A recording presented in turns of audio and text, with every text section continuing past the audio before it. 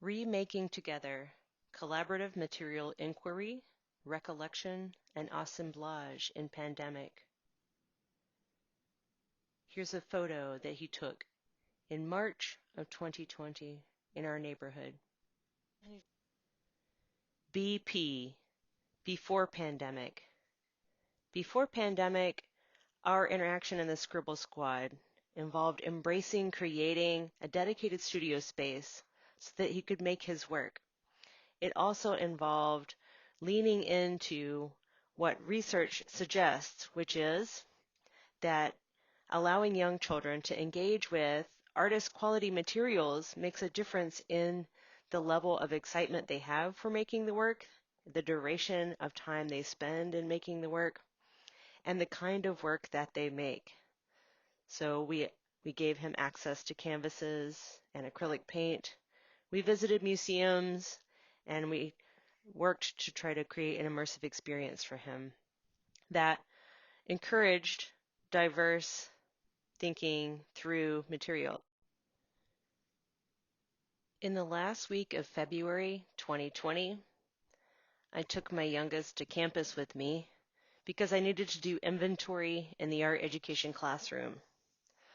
While I worked to inventory the supplies, he jumped in and started making various things, feeling quite at home in the classroom by that time. So after making 2 crowns, he proceeded to tape a pair of scissors to one of the glue bottles that I was inventorying to figure out which ones needed to be filled. He followed that by taking a snapshot. Before we left campus, he asked to take a selfie with me, wearing his 2 crowns. The following week in March, things started to get a little bit fuzzy. AP, after pandemic. After pandemic, we went to online learning. I was teaching online, and he was learning online. His sister was finishing high school online. And in an effort to take breaks from all of the time behind screens, we started to go for daily walks. On our daily walks, he documented the things he saw from his own perspective. In addition to documenting the things he saw, as we expanded our walks to include different architectural spaces and parts of the neighborhood we hadn't visited before, he began to find treasures on our walk, and he collected these treasures. Soon after, we started carrying bags to allow him to collect multiple treasures in the bag. When we got home, he would arrange them into assemblages on his play table. We also caught a social distanced concert in our neighborhood as a local neighbor played jazz music to a backing track and his 90-year-old father sang along. Through these experiences of exploring our neighborhood and surrounding areas, we grew closer to not only our neighbors and the space that we lived in, but we became connected with the materials that the neighborhood afforded. This assemblage represents materials collected from the local botanic garden: a discarded bottle of hand sanitizer, a torn page from a child's book, various cones from conifers, plant markers, and decorative items that perhaps broke free during wedding or prom photo shoots, all speak to a particular space and particular treasures within that space. The treasures within our own neighborhood provoke so many conversations and narrative structures: puzzle pieces that look like bears, and discarded cords that look like snakes, and the many different objects that we found in our wanderings around the neighborhood led to collaborative drawings that he and his sister made as she finished high school and summer approached. A box became a mysterious stranger, and a lamppost became a whimsical pet, and the lines of the cords and string that we found became little creatures. As we continued with online learning and we continued to try to find ways to engage as a family and engage with our neighborhood, We explored things such as costumes, so we engaged with the material of our domestic space and allowed him to explore different identities and ways of being. Similarly, as we continued to explore the materials of our neighborhood and what they suggested, we continued to draw collaboratively, and each of our drawings influenced his thinking and the stories that he told through his drawings. We continued to explore areas familiar and unfamiliar, and to encounter the different treasures that each of those places afforded.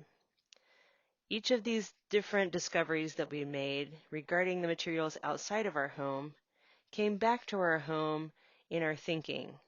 And so as we move away from the rarefied materials of the studio, we began to reconsider the way that materials of the everyday were influencing what we desired to create at home. As we continue to dive into the material culture and recognizing the forces that the materials of our neighborhood exerted on our thinking and the way that it shaped our creative process, we began to approach the materials in our own home differently. Rather than focusing singularly on artist materials, now we turned our attention to the materials that were often forgotten, recycled, or discarded. So a deconstructed egg carton suddenly became a group of buddies who were on an adventure together. Similarly, a mylar balloon that was brought home from work that spent weeks slowly losing its helium became a mysterious friend who was walking across the dining room floor and occasionally was caught by a gust of air to lift it gently into a chair in the living room. He remained continuously interested in the possibilities that the egg cartons afforded. He suggested that we take the egg cartons and paint them and turn them into giant blocks like his Legos. After we painted them in the backyard, he brought them inside and covered them with stickers. The giant blocks became components to create mazes and labyrinths that his cars and trucks could drive through, as well as barricades that his cars and trucks could drive over and into. As we continued to walk through the neighborhood, simultaneously as an interest in building and constructing using materials that he became familiar with, he also became interested in the idea of mapping the treasures that he found.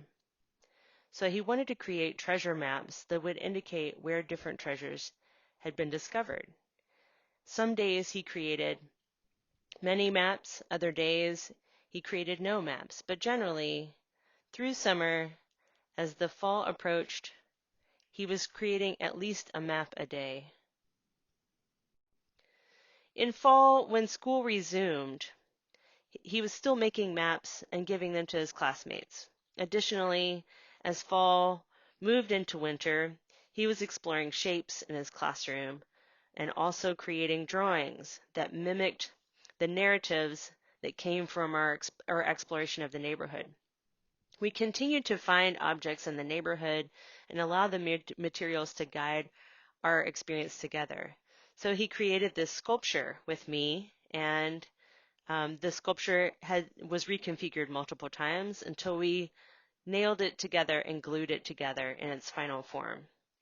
As you can see too, his writing in his classroom reflects this same kind of interest in exploration and adventure, as the materials have shaped the way that he thinks.